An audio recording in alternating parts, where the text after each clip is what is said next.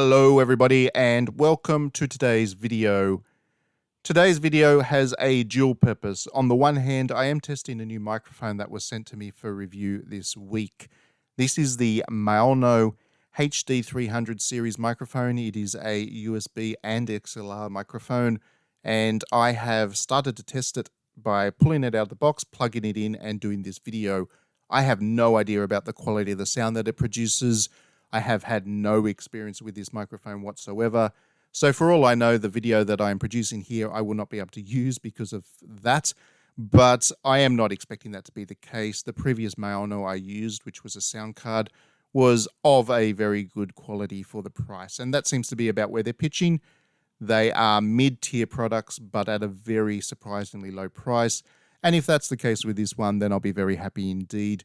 The feeling of the microphone out of the box is excellent. So yeah, do stay tuned for a review of that on digitallydownloaded.net in the next week or so. Do let me know your thoughts about the sound quality in the comments, but be aware that as I mess around with the settings of my PC setup over the next week, I will probably be able to get a better quality sound out of it than you are hearing right now.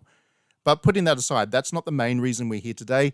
The main thing we want to talk about is the price of games versus the length of games and the perception of quality by the combination of those two, or the contrast of those two.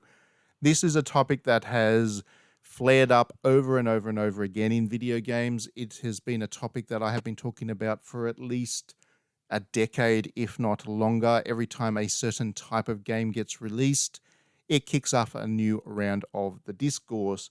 This time around, the game that has done it has been Stray. Now, if you haven't heard about Stray, where have you been? Because it is a game that people haven't been able to shut up about on social media. But in Stray, you play as a cat, and you're inhabiting a world that is cyberpunk themed and also based on the Kowloon walled city. The humans are gone from this world, so the population is exclusively robots. And some of those robots are friendly, and you can interact with those robots as the cat, being very catty and doing cat things. One of the things that people have really enjoyed about this game is the depths to which the developers have got to understand cat behavior and really kind of implement that into the game. The other part of it, the gamey bit as such, is the not so friendly robots that you need to stealth around. So that's kind of the sum of the game. I haven't played it myself. I've got it downloaded good to go. But Trent from digitallydownloaded.net did review it for us. He gave it 4.5 out of 5. And that seems to be the general consensus of the game across the board. People that do play it love it, whether that be critics or gamers. I'm seeing all kinds of wonderful posts on social media about people having fun with it. One of the favorite things that I've been seeing is people posting videos of their cats or dogs responding to what they're seeing on the screen, just as they would respond to seeing an actual cat or dog wandering around. That is how perfectly they have captured the aesthetic and behavior of cats in Stray. So it's one of those games. It's like Untitled Goose Game, or that kind of caliber of game where it's this indie thing that people are discovering and absolutely falling in love with and talking about to great lengths on social media, and it has a really positive vibe about it. It was a fairly high-profile game because Sony was very active in promoting it, and it just seems to be a success on pretty much every level in terms of that. However, there are some people that have not played it and probably will not play it, at least at the moment, and they are the people that saw that the game was between 5 or 10 hours long. That's about how long people have been quoting it in terms of game length, and saw that the price was mid-tier for indies. It's not a AAA blockbuster price. It's not $60 in the US or whatever your equivalent is in other parts of the world, but it's also not a $5 game. It sits in that middle tier, and combining that cost with the length of the game has led some people to conclude that it's just not that good value for them, and they don't think that it's worth the money as such. I have, like I said, I have written about this topic a lot in the past, and every time I do so, it just disappoints me that people have that perception about video games and value, because it is a fundamentally anti-art and even anti-entertainment position to take. What you are essentially saying when you say that a game is not good value for money, therefore you don't see the point in paying for it, is that the only thing that matters in terms of a game is how much content you get out of it, not the quality of the content, but just how much you get out of it. And this is the industry's fault. The industry has conditioned players to expect functionally unlimited games, whether it's Fortnite, which you just keep playing forever and ever and ever, or JRPGs that are 100 hours long, or Call of Duties, yeah, maybe the campaign's only a couple of hours long, but then you've got the multiplayer, which is the real meat of the game, and everybody knows that, and so on and so forth. The industry has conditioned players to expect a lot of content for their money, but what that has translated to is people actually starting to factor the length of a game in with their understanding about the value of the game. And if the game is not long enough, it is therefore of poor value. But when you think about it, the video game industry is kind of unique in that way. No other industry does it happen to anywhere near the same extent that people go in with the expectation of getting a certain amount of time out of what they've done. For example, in the world of literature, nobody comes out of reading a book saying, well, that book wasn't long enough, I didn't get enough content, therefore it was poor value. If you were to read, for example, Animal Farm, George Orwell's classic novel, it's not a long novel at all, and nobody is judging the value of that book by it being short. Conversely, War and Peace is considered to be one of the great works of literature. It is also one of the longest works of literature, but the reason that it is considered a great work of literature has nothing to do with its length. No one is saying this is a great book because it has so much content in it. People say this is a great book because of its themes and its narrative structure and the way that it was written. And in literature, Animal Farm and War and Peace can exist on a shelf together side by side as excellent works of art because the amount of stuff in there is not relevant. People understand that a book should be written to how long it needs to be to get its themes and messages across. And if it's too short, then it's shallow, and that is a problem, yes. But it's also a problem if it's too long and it's got too much stuff in there for the sake of words, and that becomes bloated and messy and a very unpleasant read.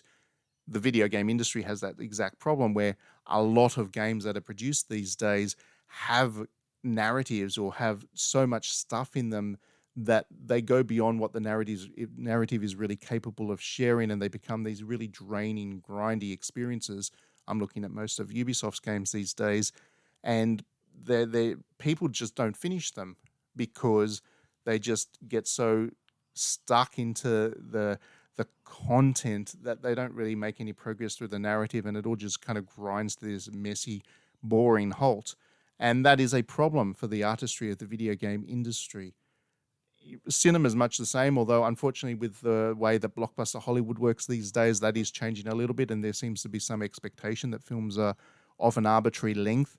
But once upon a time, if anything, brevity was celebrated in filmmaking, and if you were an inexperienced film writer and wrote a screenplay of more than 90 pages being a 90-minute screenplay, you are probably going to have your screenplay rejected because the cinemas dominated and they wanted to get as many people through the cinemas each day.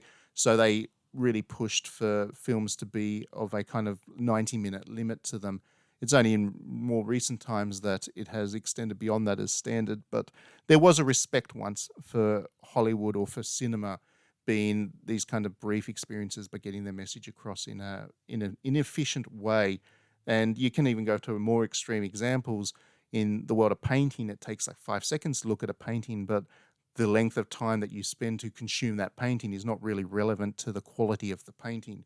And the size of it is not really relevant either. The Mona Lisa is a very small painting, but nobody's counting the number of brush strokes in the Mona Lisa and comparing it to this giant painting you've got hanging in your toilet and saying, well, the giant painting has more brush strokes, therefore it is a better painting. So it's only really in the video game industry where we fixate on how many hours or how much stuff we get out of a game for our money, as though that is a metric with which the quality of the product can be judged. It is a very productized way of looking at art, and it is very unfortunate because it stops us having conversations about the stuff that is good about the game. If everybody is out there saying, oh, it's only a 5-hour game, so why should I play it? then you've got to go and explain that, you've got to have that conversation about the content rather than having this discussion about how this game is this really clever, encapsulation of what it is to be a cat.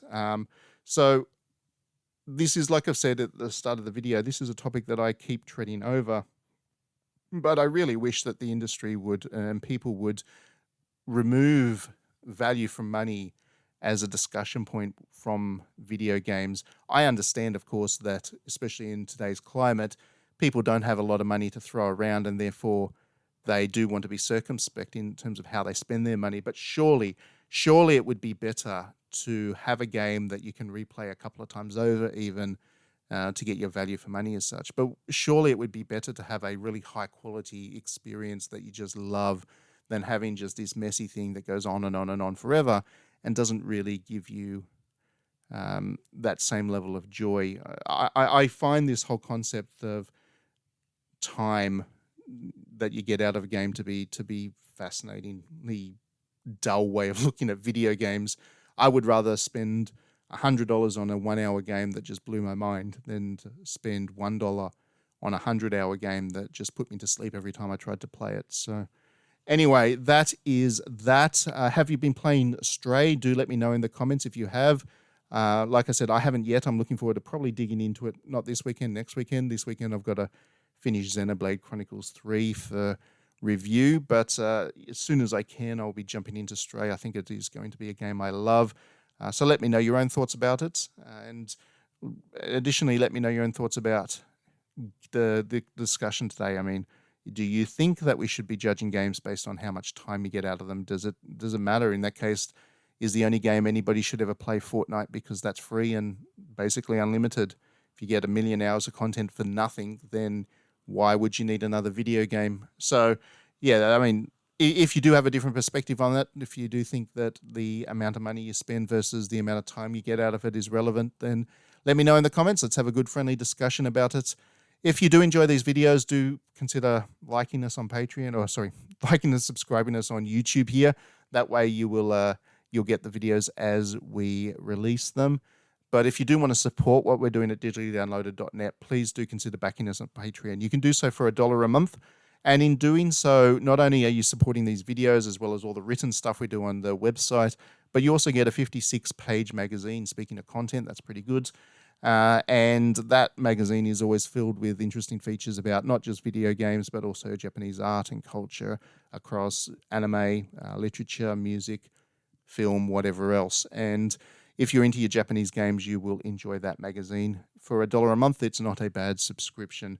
So yes, please do consider supporting us there. And thank you very much for tuning in. We will see you at the next video.